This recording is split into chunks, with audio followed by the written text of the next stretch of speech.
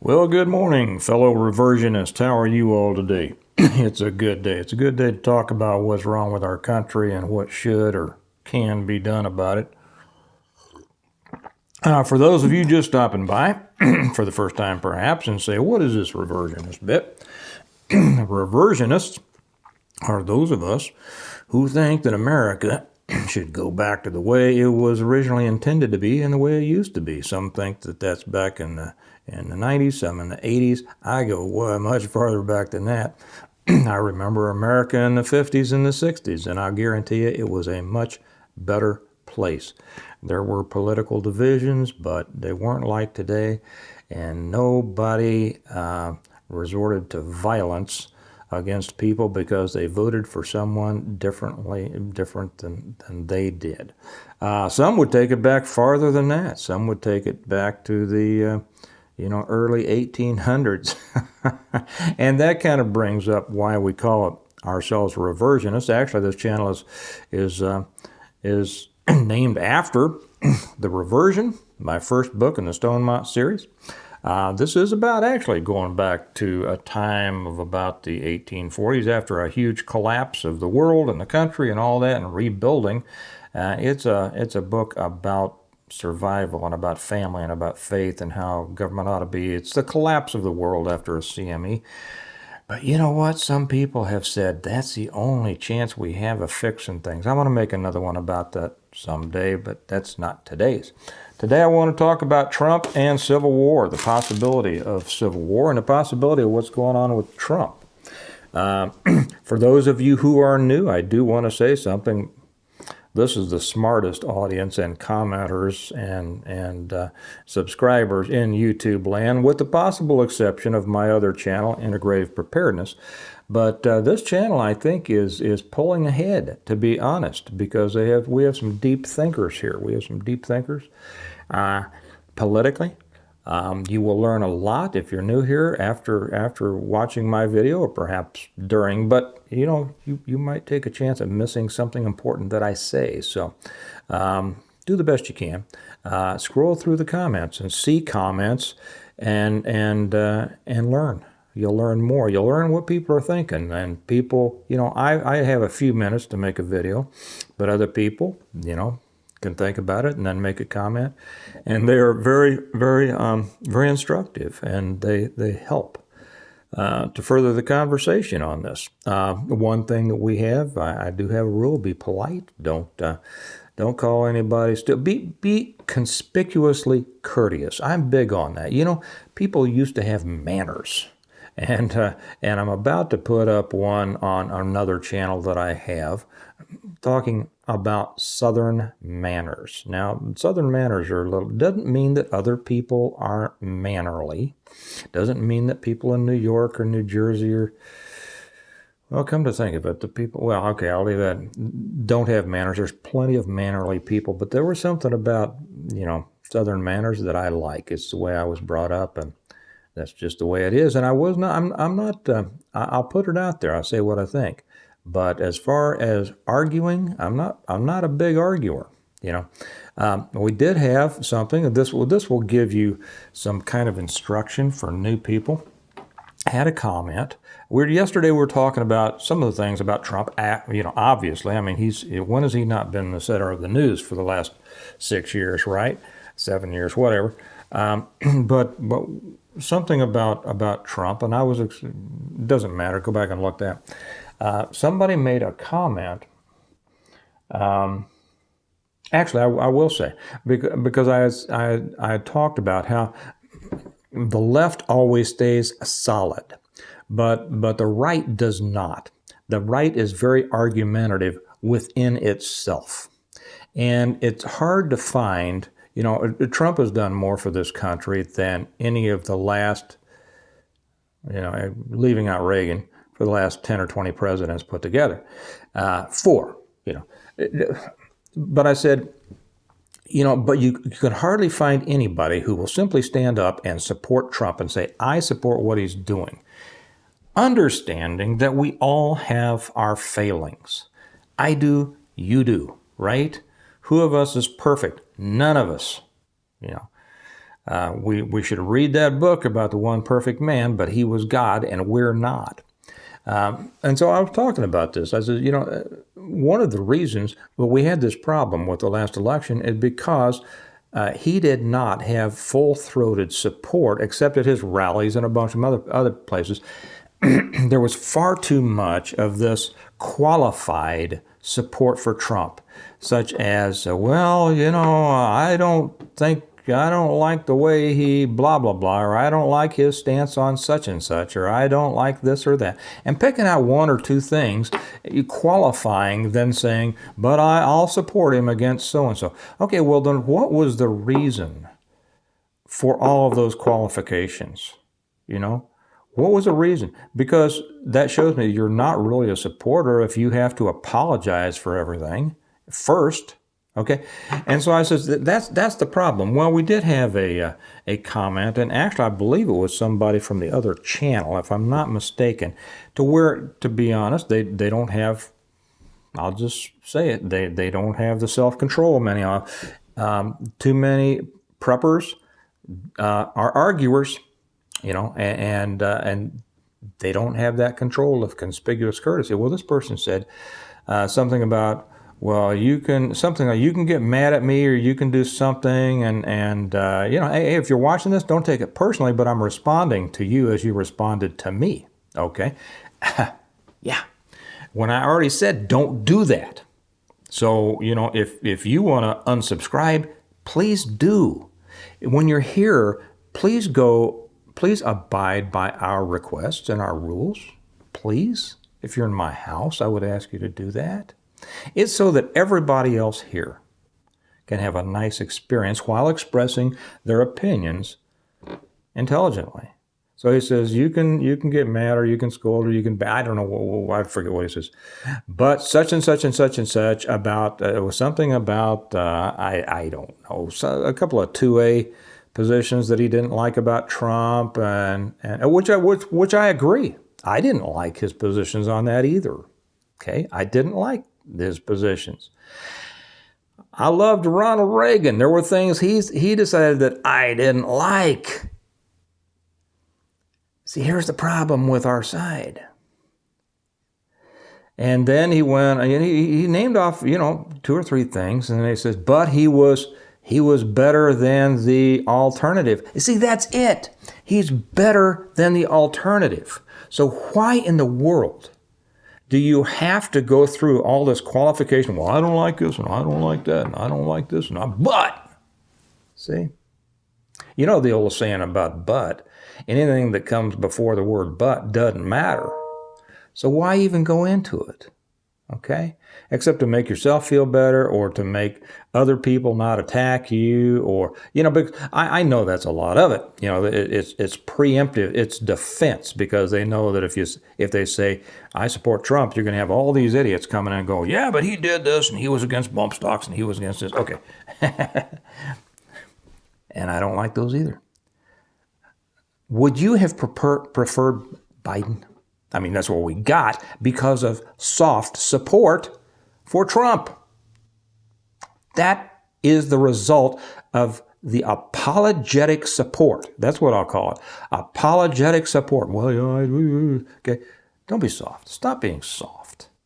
Okay. If you're going to support, if you don't know that there is a clear distinction between Trump and Biden by now, you really don't belong here if you don't think that Trump is far superior. Okay, and I'm not going to take the time and go through the whole trying to educate. That's not what I'm here for. So all of that said, if you're new, express yourself well and in a positive manner. You come down in here trying to cut stuff down or start an argument, you're not going to be here very long. But this is America, and we have a right to express our opinion. You sure do. You sure do. Go tell your friends. Go tell your wife. Go tell your coworker. Start your own channel. I don't care. But stupid comments on here just aren't going to make it. Okay. Here's the thing. We have talked about Civil War. I mean, we haven't talked a lot about it here. I think I've mentioned it a couple of times, but a lot of people have been talking about civil war. And to be honest, most of them don't have a clue as to what civil war is. I've tried to explain it a little bit in the past. I says, what we had back in the 1800s was not at all a civil war. Not at all. And well, sure it was, because it's called that. I don't care what it's called. They call things a lot of things that aren't true. Civil wars, when you have two or more factions fighting for the control of the same government. That's not at all what happened back in the 1860s. Is it what would happen here? Perhaps. It very well could be. But what shape would it take? Anyway, I'm going to read something here, and then we're going to go on, and we're going to have some more. Then we're going to get into a little bit more about Trump. And this is from The Guardian, who, And their headline is, of course, is meant to catch people's eye. More than 40% of Americans think civil war is likely within a decade. Okay, all right, well, okay. A lot of people think that it might be. Of that, how many think that they would actually stand up and be a part of it? Less than 0.5%, I think. I think this is a lot of wishful thinking on the part of so many who, are love to talk about it and pound their keyboard about it. And so I'll read just a little bit about here. More than 2/5 of Americans, it says, believe civil war is at least somewhat likely in the next 10 years, according to a new survey. A figure that increases to more than half among self-identified strong Republicans. Oh, this was great. I said, what's a strong Republican? There aren't many, okay? There are not many. There are weak Republicans. And there are weaker Republicans. And then there are a few who are strong, and for one reason or another, the only party they can identify themselves with is the Republican Party, because it's much preferable to the Democrat Party. And then third parties really aren't, they're not really workable on a national scale. So they say strong Republicans. I said yesterday, when I use the word rhino, or the acronym RHINO, and I said, I hate that. It's overused. It really doesn't adequately describe the disgust with which I hold these people, and which most of you do. We need to find a different term for this, and somebody came up with DIRC, Democrats in Republican clothing, DIRC, Democrats in Republican clothing. I kind of like that, DIRCs. I'd like something whose acronym is a little more descriptive of disgust, but I like that for now. Anybody else can think of something that adequately describes these morons who claim to be Republicans? What I heard something the other day. That a Republican is simply a Democrat who, obeys the speed limit. Well, what that means, the Democrat Party has gotten to the point it's just driving us into communism as fast as it can, and the Republicans are simply taking us the same direction at a slower pace. I don't disagree with that. That's why we're reversionists and not Republicans, right? Not even conservatives, because I don't want to conserve what we have today. So anyway, they say that more than 2/5 of Americans believe civil war is at least somewhat likely in the next 10 years, according to a new survey, a figure that increases to more than half among self-identified strong Republicans. Amid heated rhetoric from supporters of Donald Trump, the findings in research by YouGov and The Economist, both socialist organizations and publications, follow similar results in other polls. So that's true. There's been a number of polls like this. But remember that those are talkers, not doers. So what does it mean? I don't know. I don't know if it means anything. On Sunday night, the South Carolina Senator Lindsey Graham predicted riots in the streets if Trump is indicted over his retention of classified documents after leaving the White House. Materials recovered by the FBI at Trump's home this month. Yeah.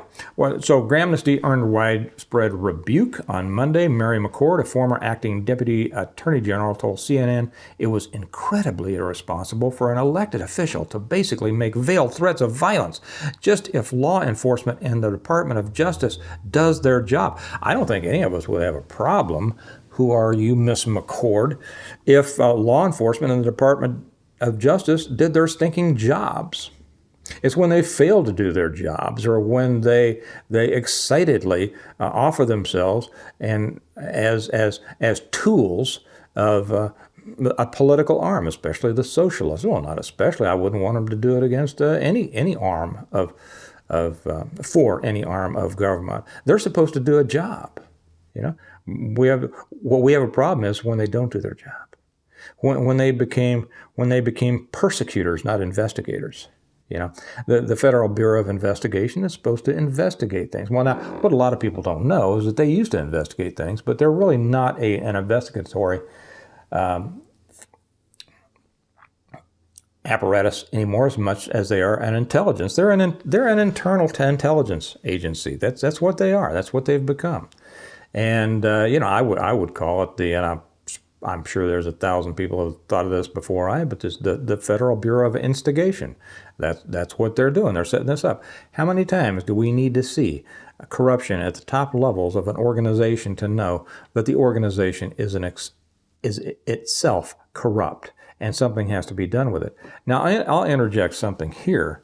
Let me close this up and then I'll interject something and ask your all's opinion. Saying people are angry. This is back to Miss McCord, who is the acting deputy attorney general. A former acting deputy attorney general. My gosh, can you get more qualifiers than that? Saying people are angry. They may be violent. McCord said, showed that what Trump knows and what Lindsey Graham also knows is that people listen to that and people actually mobilize and do things. Oh, like our founders did? Like our founders? Oh, let's go back to they make elected officials to basically make veiled threats of violence just if law enforcement. Are you at all familiar with the history of our country? Do you have any inkling of the truth of the politics of the first baby steps of our country? Are you under some impression that everything was, butterflies and rainbows? How did our country become our country? Was it because people spoke up and tried to get the people to rise up? Do you remember the great revolutionary discussion? Oh, no, it wasn't a revolutionary discussion, was it? It was a revolutionary war. Yeah. And how did that come about? Did that come about because of some leaders trying to get the people to stand up for something and against tyranny? Yeah. Well.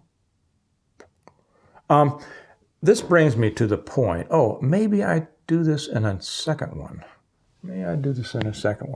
Actually, this is going to be the first of two videos because I have a second video coming up in which I will talk about what should be done with the FBI. Okay, let's move on to the next thing here, and that is very interesting.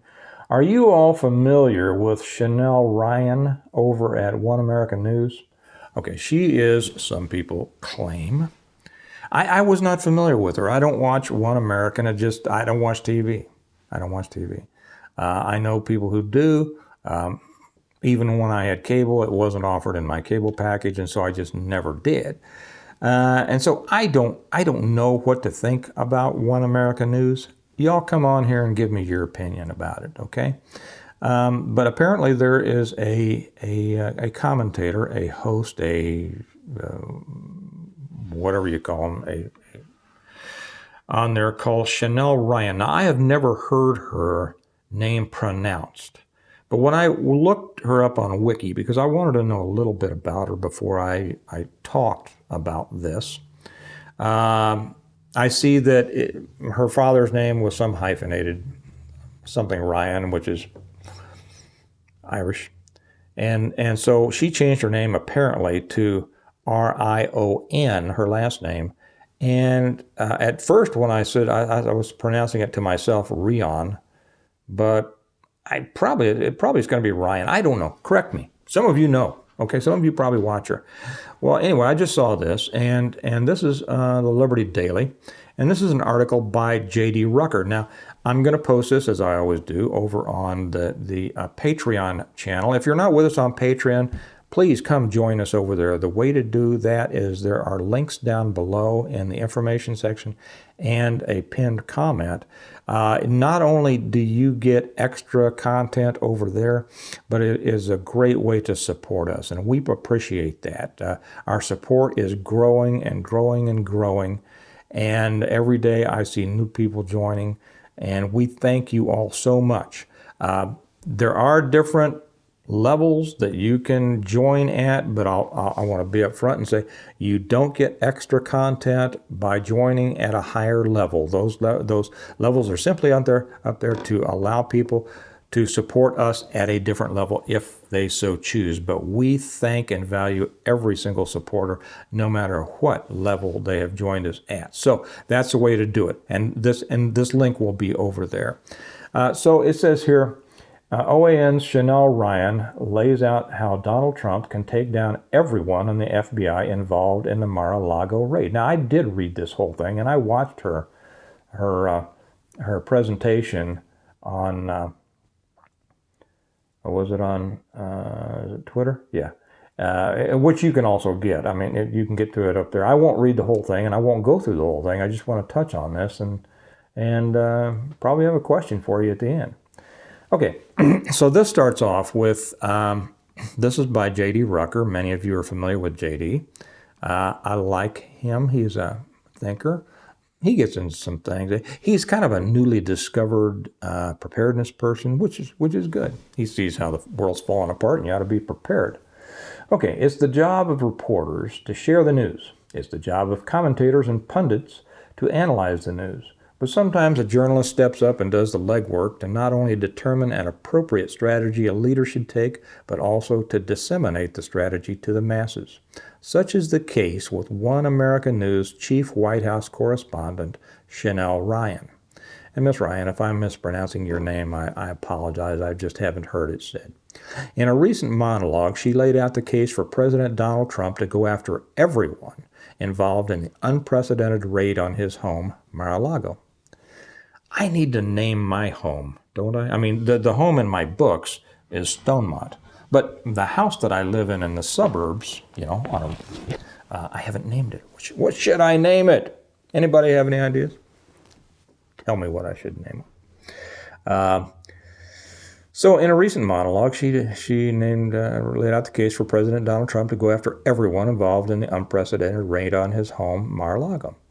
Every American patriot must listen to what she has to say, and that includes everyone on Trump's team, and that includes all reversionists who are here. Here is the video, followed by a transcript with selected highlights. So the video will be up over there. I'm going to read the first two paragraphs of what she has to say. Russia's stuck in the embarrassment. Now think about this. Now we've got some good thinkers here. Think about this. Russia's stuck in the embarrassment of a Ukraine quagmire. They could have taken Ukraine inside 3 weeks, but didn't. They're holding back. Why? China's too scared to invade Taiwan. They're holding back. Why? The FBI should have been able to devour Mar-a-Lago and Trump once and for all. The FBI has never launched a full-scale raid without an arrest, including using their hurt team. HRT! Lon Horiachi mean anything to some of you guys?